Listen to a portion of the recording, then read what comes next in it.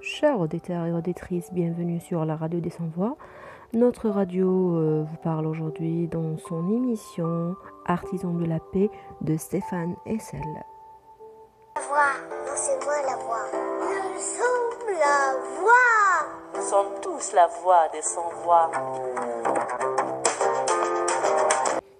Stéphane Frédéric Hessel, né le 20 octobre 1917 à Berlin, est un diplomate, ambassadeur, résistant, écrivain et militant politique français.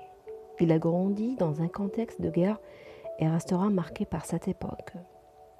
Naturalisé français en 1937, il est mobilisé durant la guerre.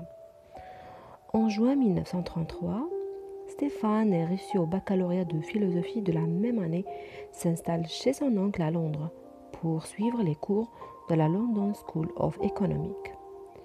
Puis il revient à Paris et étudie à l'école libre des sciences politiques. Son père meurt en 1941 après les terribles épreuves vécues pendant la guerre. Le jeune Stéphane rejoint les forces françaises libres en 1941 à Londres. Il est arrêté après avoir été dénoncé par un compagnon et parle à son tour sous la torture. Arrêté puis déporté. Il réussit à s'enfuir en 1945 et rejoint les troupes américaines.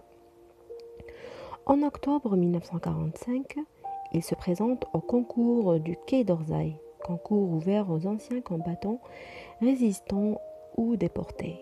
Il entame une carrière dans la diplomatie qui durera près de 40 ans. Pour sa première affectation, il choisit un poste de diplomate en Chine, mais un séjour préalable aux États-Unis chez les parents de sa femme le fait changer d'avis. C'est auprès d'Henri Logier, secrétaire général adjoint dans la toute nouvelle ONU, qui demande à travailler.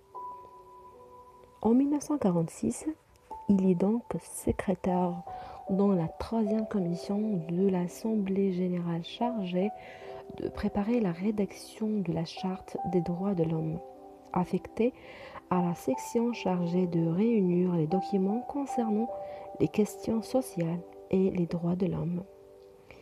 Il est ainsi un témoin privilégié de la rédaction du premier volet de la Charte des droits de l'homme dont il assiste à la signature à Paris en 1948. Stéphane Hessel est connu du grand public pour ses prises de position concernant les droits de l'homme, la question des sans-papiers et le conflit israélo-palestinien, ainsi que son manifeste Indignez-vous, paru en 2010, qui connut un succès international. À la retraite, Stéphane Hessel reste un ardent défenseur des droits de l'homme et milite pour la paix et la dignité. Stéphane Hessel a été membre de la Commission française consultative des droits de l'homme que René Cassin avait fondée, ainsi que le Haut Conseil de la coopération internationale. Stéphane Hessel fait partie des membres fondateurs de la Fondation Un monde pour tout, créée en 1995 sous l'égide de la Fondation de France. Cette fondation promeut les objectifs de la Déclaration universelle des droits de l'homme et soutient les projets favorisant le dialogue entre les peuples et les actions de citoyenneté collective. Il est membre du comité de parrainage de la coordination française pour la décennie de la culture de paix et non-violence. Issu lui-même de l'immigration, Stéphane Hessel est attaché au respect des droits de l'immigré. Il voit dans l'immigration une richesse potentielle pour la France.